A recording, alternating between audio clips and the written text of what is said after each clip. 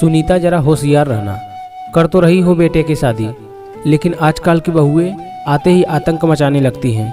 ये आजकल की पढ़ी लिखी लड़कियां जो ना करे सो कम, आते ही बेटे को अलग करके चूल्हा चौका अलग कर देती हैं।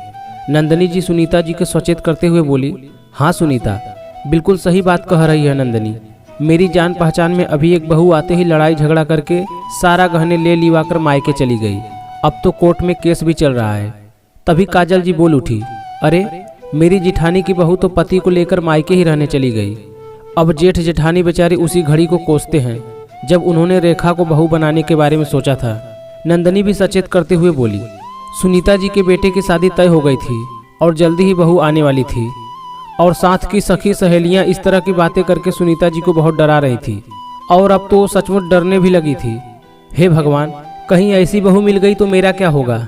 मेरा तो एक ही बेटा है और मैंने उसकी शादी के कितने अरमान देखे हैं। बहू आएगी तो उसका लाड़ चाव करूंगी, बहू आएगी तो अपने सारे बेटी के अरमान पूरे कर लूंगी।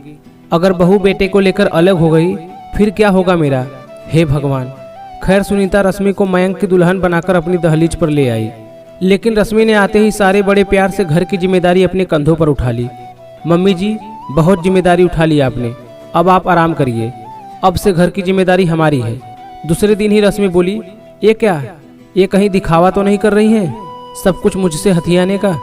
सुनीता मन ही मन सोचते हुए बोली, नहीं बेटा, मुझको काम करने की आदत है, तुम अभी नई नई हो, थोड़ा आराम करो, बाद में तो तुम्ही को जिम्मेदारी उठानी है। सुनीता तो सब दोस्तों की बातों को याद कर डर के मारे उसको खुलकर प्यार भी नहीं कर पा रही थी, लेकिन रश्मि बहुत जल्दी सबके दिलों पर राज करने लगी।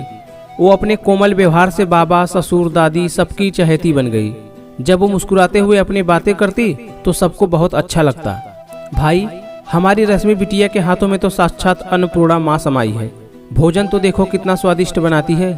बाबा ससुर उंगलियां चाटते हुए बोले, सही कह रहे हैं आप, वरना तो आजकल की लड़कियां पढ़ाई लिखाई के आगे रसोई झांकना भी पसंद नहीं करती, और बुजुर्गों के पास बैठना तो बिल्कुल भी नहीं। लेकिन रश्मि बिटिया के अंदर तो समधन जी ने स्वभाव संस्कार कूट कूट कर भरे हैं। दादी सांस भी सिहाते हुए कहती, रश्मि काम से खाली होकर बाबा दादी और सुनीता के पास बैठ जाती। कभी दादी के पैर में तेल लगाती तो कभी सुनीता जी के बालों में तेल लगाने लगती। सुबह शाम सुंदर नंदनीर स्वर में सबके साथ मिलकर भगवान की आरती करती। सही कह रही हैं मम्मी जी आप, हम लोग सचमुच बहुत भाग्यशाली हैं जो भगवान ने हम लोगों को रश्मि जैसी बहू दी।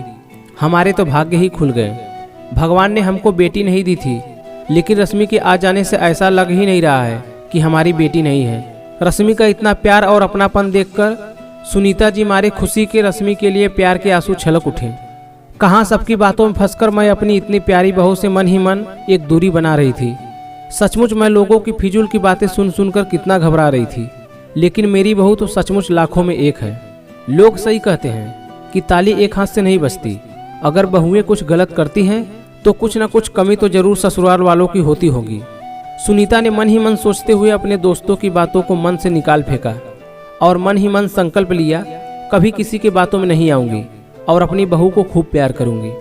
बहू भी कहती है, मम्मी जी, मुझको भी कहाँ एक पल आप लोगों ने महसूस होने दिया कि मैं पराए घर आई हूँ।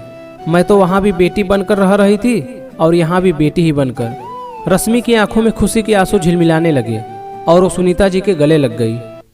सो हे दोस्तों, आशा करता हूँ कि आपको स्टोरी अच्छी लगी। तो प्लीज़ लाइक और सब्सक्राइब जरूर करें। धन्यवाद।